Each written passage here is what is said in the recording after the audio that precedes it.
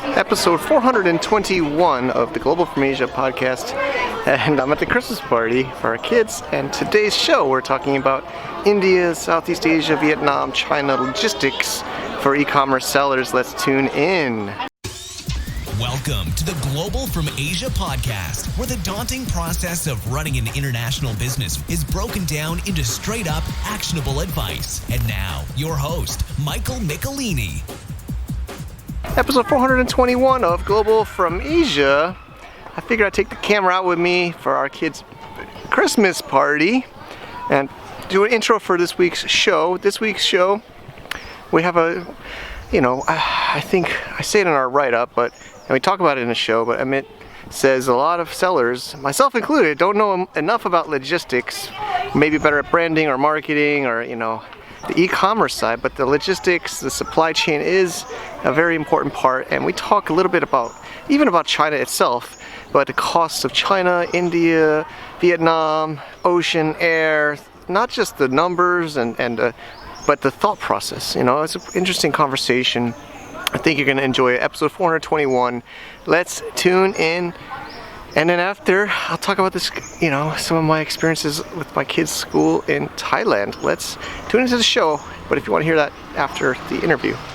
All right, we have Tommy, the sales manager at Cross Better Logistics. How are you, Tommy? Hi, everyone. We just got to meet here in Shenzhen, China. It's great. They support the show at Global from Asia, and we also use them ourselves for many of our brands and e-commerce businesses. And Tommy really cares. They always are trying to help us save money. You have some products you keep for us in China. You have some products you keep for us in the U.S. warehouse, and I really appreciate that. And you can talk to this seller, right? You can give them your advice. You work with many Chinese sellers a lot, right? And you can help the sellers understand more. Yeah, we are very professional for the shipment to USA and Canada. Also, we have warehouse in USA and Canada. We can help our factories, suppliers, sellers for the shipment. Yes. Yeah, for the e-commerce business. Yep, and you even keep stuff in China too. So sometimes if you have the limitations of sending too much to Amazon, you can keep it here in China with Cross Better, or you can send, of course, to the U.S. warehouse. They have many different options, and they're always trying their best to find out what's the best solution for you. So Definitely talk to Tommy, talk to Cross Better, and thank you for your support of the community. Yes, we have good pricing and better service. Yes. Thank you. Thank you so much. Thank you all for choosing to listen or watch a Global from Asia podcast. We have a guest with us today, Amit Rosenthal. He is founder at Proboxx, which is a logistics service company, and we've chatted through some of his colleagues and others in the industry over the last few months, and it's a pleasure to have you on the show with us. Amit, how are you doing? Thank you. I'm doing well, considering everything going on now in my home country. Yeah. But that's crazy. But that's to a totally different webinar, and we can talk about it like hours and hours. And I think the best way is to leave like politics aside. Beside that, I'm doing well. Business is going well. We are really during the high season of the Q4 now. Exactly. A lot of air shipment. Normally, this is like typical to this type of the year that, everybody wants to try maybe sell some of their, inventory to keep like good sales during the Q4. So now a lot of air shipment, a lot of super express shipment. But beside that, everything is cool. Great. Yeah, so I know you do a lot of shipping, every day, like you're just saying. Today, the theme is, we like mentioned, we just finished our cross-border summit, our annual conference, and the theme, where obviously I'm in Thailand, and the theme is people are looking for options outside of mainland China. So I thought we would just kind of get your insights and expertise about making that decision, choosing the service providers, the services, the prices, the thoughts to decide. And I mean, is this a trend you're also seeing? I mean, with your clients, I mean, how does it look China versus I don't know, I know you do India and Vietnam as well. Like what's the kind of the trends that you see? Right. So in terms of trends, I still believe that I think it started from COVID time that people are looking to diverse their manufacturing to different countries outside of China. But I would say that still, considering everything, still the majority still manufacturing sourcing in China. And I think there is a reason for that. The main reason, in my opinion, that eventually, and this is really related also to logistics, cost, and everything that we discussed, but in general, the Chinese manufacturers still have the most experience, the most knowledge, and their capability to produce are highest than different areas, right? India, Vietnam basically started the last few years to push into production as well. So still China in that regard are still the biggest, the fastest, and I think the most efficient, right? But a lot of sellers, especially when you're talking about sellers from the US or from Europe, they are not only looking about the end product or the end cost, but they're also looking about political situation, environment, and looking to divest in that sense from China, I think is the key to those sellers, right? Because China and the US for sure have a lot of political issues. There is a lot of issues with China in terms of manpower, right, human rights, and so on. So for that reason, people are looking to divest product and put aside also that, for example, in India, the Indian manufacturers specialized in different categories, right, than the Chinese. They produce different products also in Vietnam. So not all of the sellers around the world want to produce easy, so to speak, white label products. They want to divest into different categories as well. So for that reason, they're looking to divest into different countries. And of course, the main ones, or at least the one that we see that a lot of sellers are now looking to manufacture and also produced already, mainly are India and Vietnam as well. Yep. I would agree with that. As you know, I'm in Thailand, and there is interest for Thailand, but Thailand is not trying to really, I don't know, the government or the policies, or the culture's not as looking to compete. Whereas I think India and Vietnam's government or policies are more aggressive generally and in the environment. So yeah, I would agree. Vietnam and India are more the top destinations outside of mainland China. So I'm excited to talk about that today. So the thought is, India and Vietnam. I mean, my gut feeling, I don't do too much from those markets, but is it mostly ocean or is it air? I mean, I know it always depends on the weight and the size of the shipment, but probably my gut feeling is more ocean than sea. Or I mean, I don't know if that's a correct kind of question. Yeah. But probably more. So first of all, yeah. You are correct. Eventually, if you are choosing sea freight or air freight, eventually it's depend on the volume and mainly depend on the transit time that you need the product at destination, right? So one of the key factors that we need to consider is that going from China to USA, so the closest port would be Los Angeles, right? Long Beach port. And normally the transit time port to port is about, let's say, 14 to 15, 16 days approximately port to port, right? Going to New York, you have to go via Panama Canal. And then the transit time is about 35 days, again, port to port only. When you're talking about India, so from Vietnam, normally the route of the shipping line will go Vietnam to China, same route as we described now. But from India, there is a big difference which port your manufacturer are located nearby. So if it's in the west coast of India, normally the biggest port is in Mumbai, Nhava Sheva.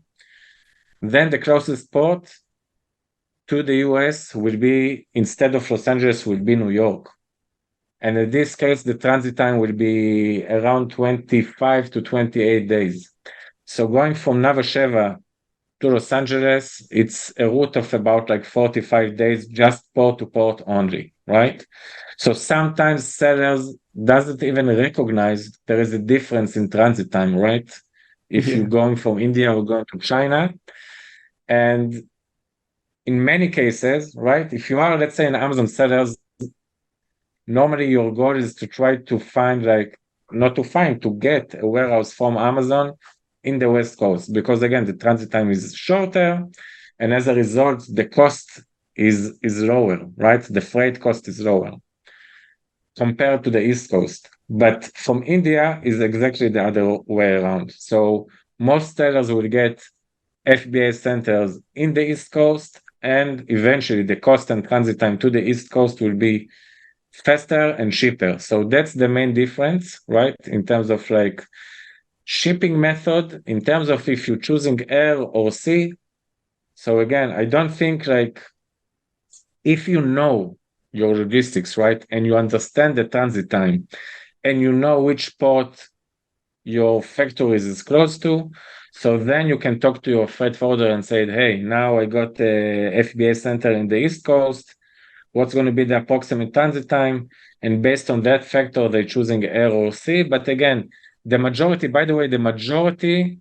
of all the shipments around the world, if it's related to e-commerce, Amazon, or if it's like commercial, like logistics, whatever, for wholesale or whatever, the majority, about 90% of all the shipments around the world are going by sea. So it's the same story in this case as well. Okay. Yeah, it does make sense. I know there's some extreme cases of air. I have a few of my own brands, and we have jewelry that's kind of high value, low weight, so we still airship it. Right. Because to Yeah. ocean, that it's the time and the cost. You'd have to send a lot of it, and we don't need that much because it's really small. So so there are some categories of products you might not never need ocean, but I think most common products should probably maybe at the beginning do air, but once you're big enough, you want to move to ocean.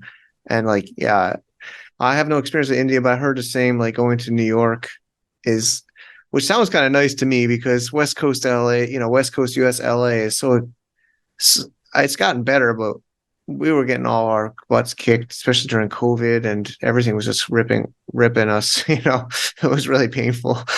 It was really painful. No, the congestion in the Long Beach port during the COVID was, I think, it was like never seen before story. But apparently these days you'll be shocked. There was a big issue in the canal, in the Panama Canal, and now there is like we have containers that sit in New York waiting for exam, right? They got an exam notice, they're waiting for exam for more than 3 weeks, just waiting line to the exam. So now it flip, right? Now New York is worse than Los Angeles, but you can never know what's going to be the next step. Yeah, you just can't. You can't. All right. Well, this is insightful. Thanks for these insights. Cool.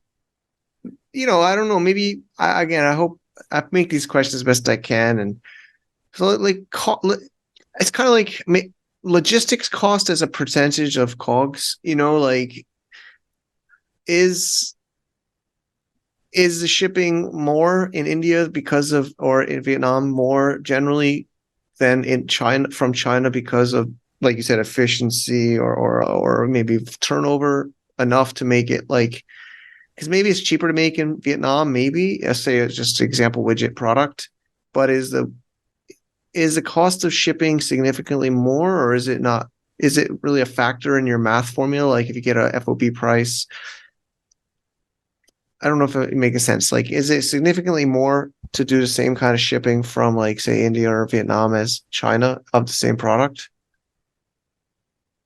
Right, so that's a good question. I would say that first of all, like I'm putting now DDP, or what does it mean DDP, or why in China you can do DDP and from India you cannot do DDP, but put DDP outside of the factor now, right? When you're talking about logistics cost, you have to remember that there is two factors. One is the freight cost, and the second is the duty, right, that you have to pay. Yeah.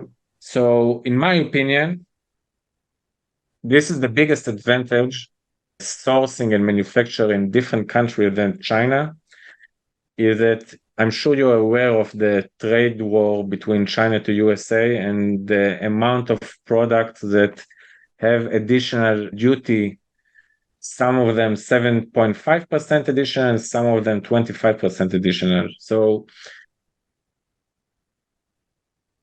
the main point is that when you're sourcing the same product with the same exact HTS code, right, from India, for example, let's say from China, it has general 5% duty plus 25%. So it's overall 30% duty, right? Just the duty.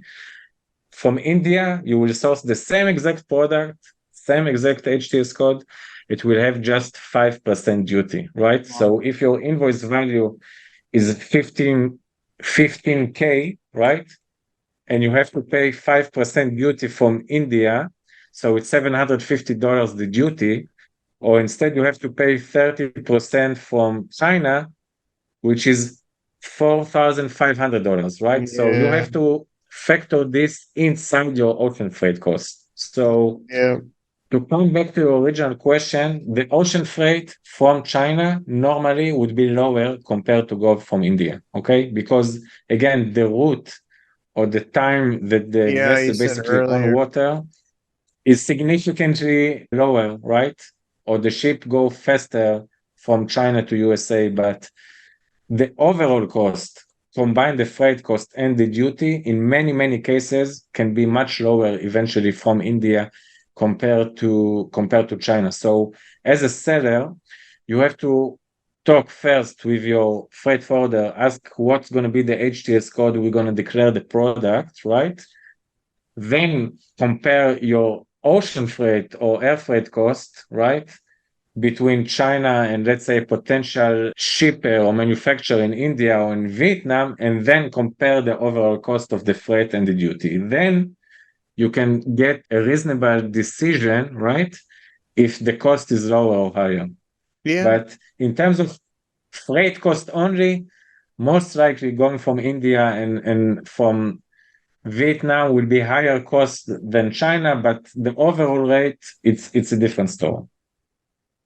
But there's another element, I would say, right? The amount of ships going is probably less as well, or is the volume about the same? I'm sure China has ones so many every day, right? Like, I mean, not every day, but probably the frequency is higher as well from China. Because I've noticed that in Thailand, like there's just less container ships leaving. So for sure, you know, as much competition you have, right, the better cost you're going to have. So or the shipping line, right? And I think the two biggest ports of the world is Ningbo and Shanghai, right?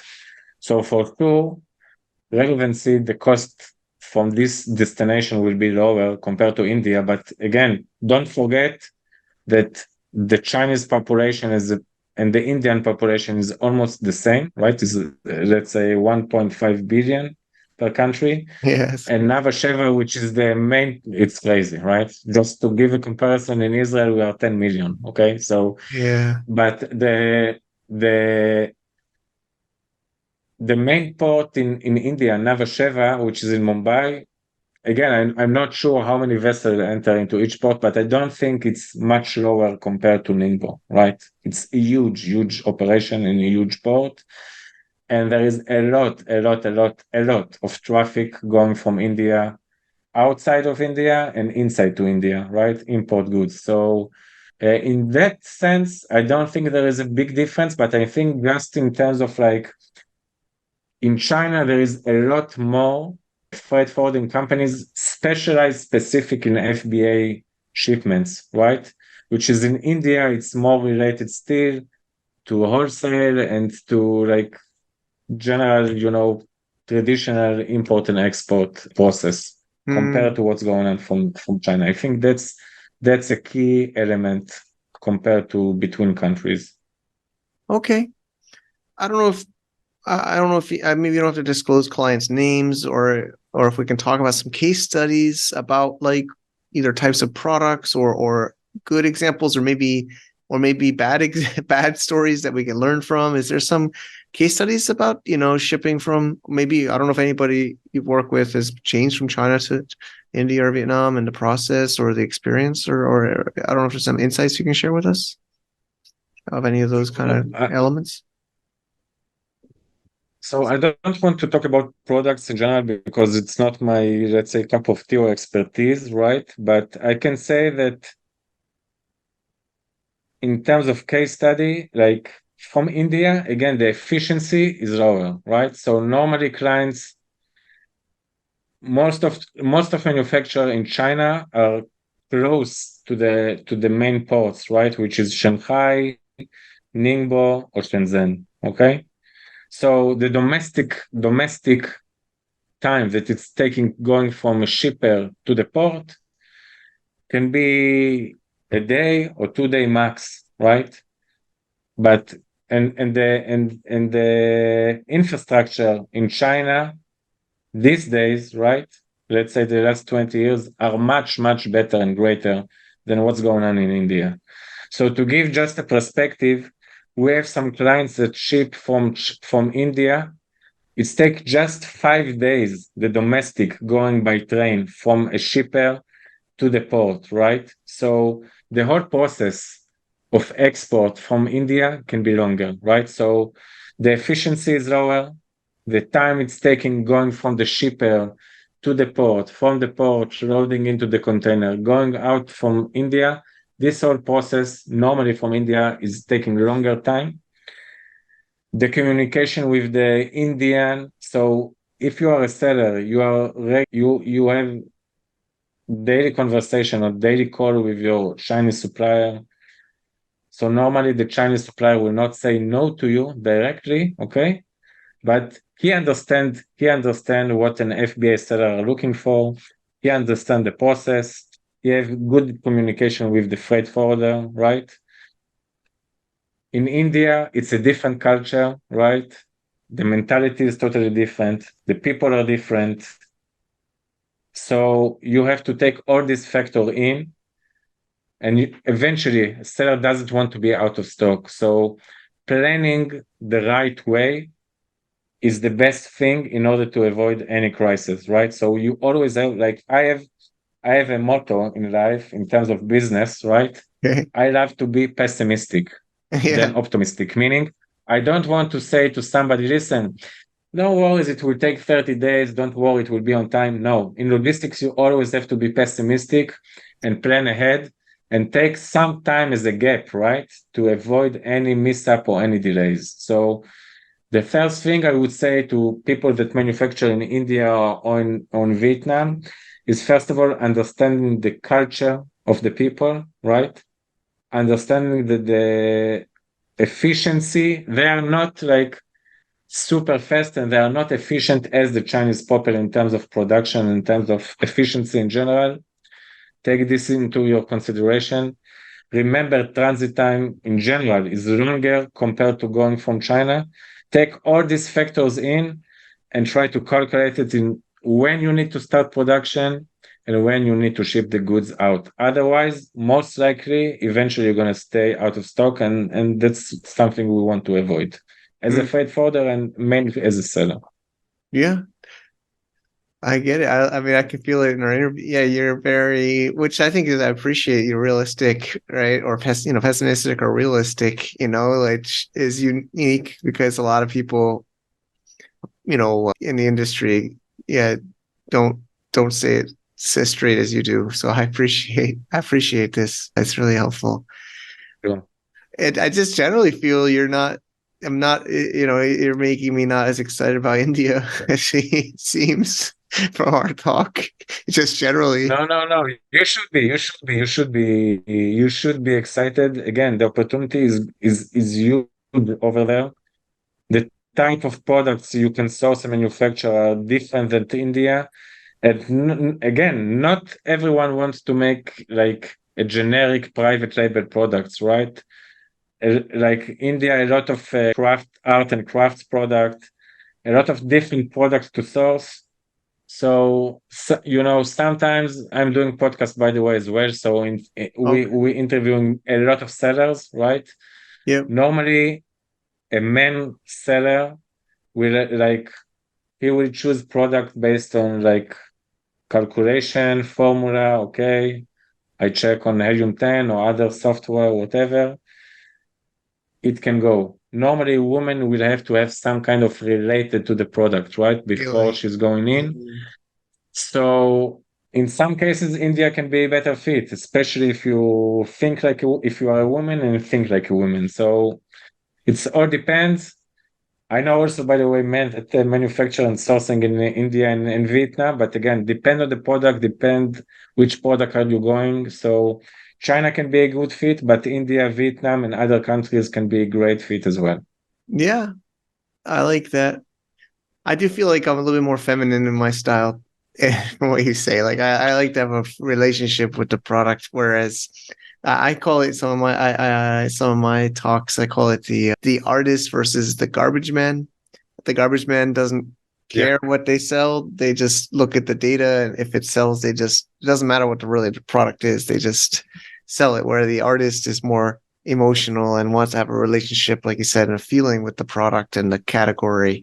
But I also say Chinese sellers, especially, are more, the garbage men, or they don't have that connection with the product as much. Yeah, Generally, by the yeah, way, that's I think that's significant, Mike. So I interrupt you. yeah. Go Sorry. I ahead, think please. that's significant.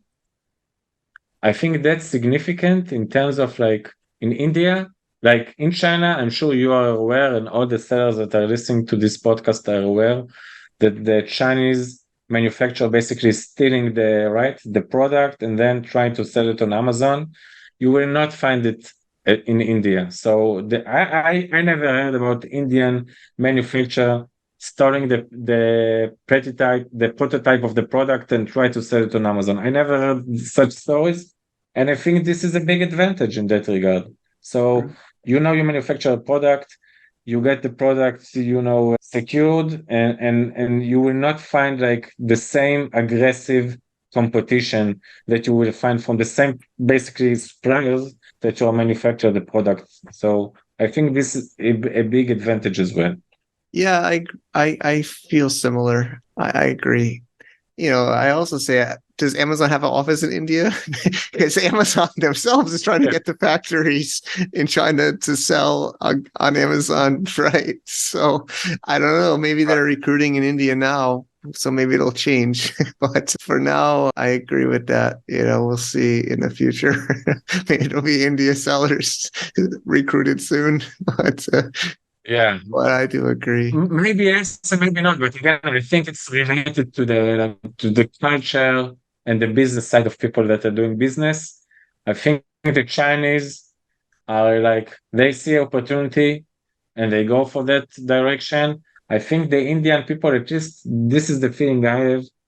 They know, like let's say, they are good in like production, so they will remain under production line. They will not go into different directions, right? So they try to specialize in what they know and what they best in. And I think this is again, it's a cultural thing between the Chinese to the Indian people. But again, it's not just the Indian or just the Chinese. As you said, there is a lot of like manufacture in Vietnam, also in Japan as well. Again, the Japanese people are 100%, 180% from the Chinese, from the Vietnamese, from the Indian people. It's not easy. It's not easy to make business with the Japanese people. But one thing you can say about them, that if you manage to make business with them, you have a guarantee trust for years to come. Because if you give the respect to them, they will respect you like no other. Yeah, I agree. Yeah, I don't have too much experience in Japan, but I would agree with that. We also have our friend Gary Huang. He's doing an event there in April, the seven-figure seller Japan Mastermind. And then Magla has an India sourcing trip in February in India. So I'm gonna go to India for my first time with her trip this February, and probably go back to Japan. I was there first time last April for his event, but yeah, I mean, yeah, Japan is feeling like like that, right? It's hard to get in once you're in your family, you're in the inner circle of trust or whatever. Yeah, Yeah. this is great. Oh, The Indian sourcing trip will be like, I'm not sure if you've been in India before, never but been. you're gonna get a culture shock for sure in India. Really? But yeah, but a lot of Israelis going after like our mandatory military service to big trip around the world.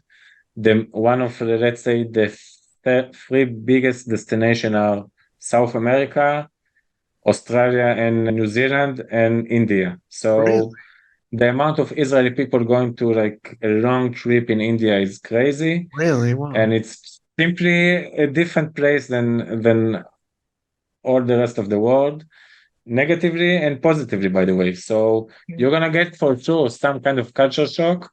But from what I heard from people being in Megla sourcing trip, it's like no other. So you're Yeah, gonna have for sure a great experience. yeah, I'm excited to join her for the first time. She also came to the summit we just had here, and it was great. So I've been meaning to go, but I don't know. I mean, I survived China like 12 years, so I don't know. I guess maybe India is different than China, but yeah, I'm excited. I'll do a video for sure when I'm there and keep you all posted. Well, this has been cool. I think let's also talk a bit about Proboxx. You know, how does your service work, and how do people, get started with your with what you do? Right. So Proboxx basically provides, as we discussed, logistics services for Amazon sellers. Doesn't matter if you are sourcing from China, from Vietnam, from India, as long as it's FBA related and Amazon or e-commerce related, we can provide you with logistics solution. Basically, Proboxx was born because I had a different brand name like a year ago that we work under for like 5 years. So I'm in the logistics field about 20 years. Well, 5 years ago, we started like a niche in the company doing logistics for Amazon. okay. And then what happened, we're working also with few of like American aggregators on the space, and those like aggregators that have like, I don't know, dozens, if not hundreds of SKUs, right? So they said to me, listen, Amit, it's simply crazy to work with back and forth email, ask where is my shipment, what's going on, send you the shipper details again and again and again. Find a solution for us. So I, for a long time, thought that like, okay, the logistics field is very, very like old fashioned, right? Still working with emails, still everything is like old fashioned. But contrary to the seller itself, which are working under Amazon platform, which is maybe the highest high tech like platform available. So there was like a big problem in that sense. And when this aggregator approached me and said, listen, find the platform. So what we try, basically we build a platform that should be like give more accessible and make basically all the process starting from quotation to shipments to shipment status, where is your shipment, everything much more available and much more accessible. So we're trying to provide basically high-tech solution for low-tech field with a human touch. And why I'm especially like emphasize the human touch, because like everything in life, you have people that like it and dislike it, right? Some people will say, listen, I custom to work with email, that's how I operate, don't make me work harder or whatever. So I understand the people, right? I understand the Yeah. people, and I have to relate to what they said. So we like, if you don't want to work under the platform, a Probox staff member will insert all the data on your behalf. We have real people here. It's not like a bot that's sending you messages, right? We have like real people here. Each client have like a special account manager, and we focus strongly on customer service and customer care. Right. We've like try to be like a tech solution in the field. So that's about Probox. I think we have quite good reputation in the field. Like every logistics company, we have like ups and downs. We have some like major things that happen to us and to client shipments. But again, it's going to happen regardless if you work with Proboxx or with different company. The main question is if you have somebody that is care about your shipments and eventually will find a solution to what happened. So that's, in my opinion, the biggest thing you need to look when you're discussing about a new freight forwarder. It's not just the cost, it's about the human behind the cost. No, I agree with that. And like you said, yeah, I mean, e-commerce by definition is the kind of the marriage of, internet marketing and physical products and shipping and logistics, right? And it's really hard. Sellers, I think, usually work better on the marketing side than the logistics generally. But yeah, I mean, you have to have, it's part of your product, right? Your shipping and your delivery is part of your product and your supply chain. And yeah, like you said, we talk about out of stock and some delays and you have to have as a seller, you have to have the right, so you have to get good at it. You have to have somebody that you trust that and gets you through those times. So it's really, really great to hear you're doing well and to making this technology solution as well with the service. So it's exciting. And we'll link up on the show notes as well. What's the podcast too? We could mention that if people want to find it. So the podcast basically is in Hebrew, but we're also interviewing foreigner sellers all around the world. It's calling Amazon Talk or Talking Amazon. It's in Hebrew again, so it depends how you translate it. Got it. Just to explain about it. So I have a colleague of mine. He's an Amazon seller. I think 3 years ago we said to ourselves, hey, nobody in the industry wants to share their story. Yeah, how they become Amazon seller, success story, also failure stories. So we are focusing only on interviewing Amazon sellers, right? Only we're interviewing Amazon sellers. I think one time we bought a service provider, which is also an Amazon seller, but we are focusing on Amazon sellers, sharing their stories, success stories, failure stories, how they become Amazon seller, what they did before. And that's about the podcast. Awesome. So you can find it in Spotify, or all the podcast platform under Amazon Talk, I think, in English. Okay. Yeah. Exciting. All right, Amit, thank you so much. And it was a really pleasure to have you on the show. Thanks for making it. Thank you. And thank you to our sponsor, our returning sponsor, Mercury.com, online bank. Well, it's a real bank, but you can do it totally online for US. Our Blimp program participants are going through this as well. Thank you, Mercury. Travis is great there. He's been on our show. He's been in our events. We're going to have another event where we will have them attending as well. And if you want to get a little bonus for you and us, if you sign up and do some special circumstances, you can go to globalfromasia.com/Mercury. I also have a video tutorial that we use even for the Blimp people. I use the same exact video to learn how to use it. I hope you can check it out. Totally free. Why not? See you there. All right. Motorcycle arriving. The second session, it's like a lunch here on Friday and mid-December in Chiang Mai, Thailand. And the kids are enjoying the school here. I came to Chiang Mai primarily for the education system. A few of my friends even go to the same school with their kids. So it's like a little groups of families talking and discussing business and life. And I think they get a very unique environment here. It's happening right inside there about, different cultures, different lifestyles. There's, of course, Chinese, there's Western, there's Thai, a lot of course, mixed kids. Some of the parents are actually teachers themselves or participate. Somebody behind me right now does a hiking class with the kids where it's not just about hiking, but it's about mindset.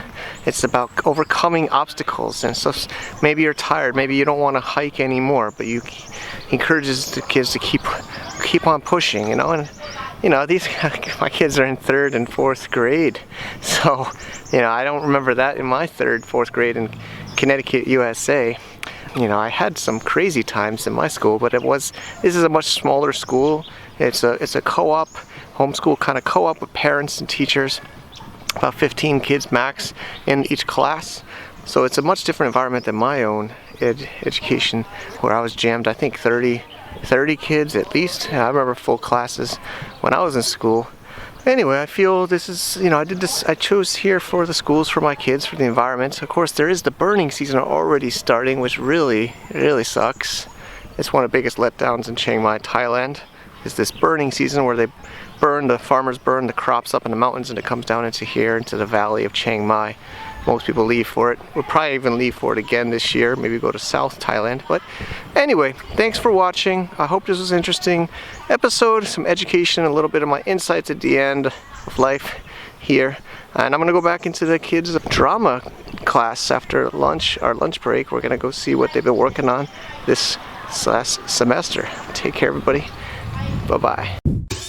To get more info about running an international business, please visit our website at www.globalfromasia.com. That's www.globalfromasia.com. Also, be sure to subscribe to our iTunes feed. Thanks for tuning in.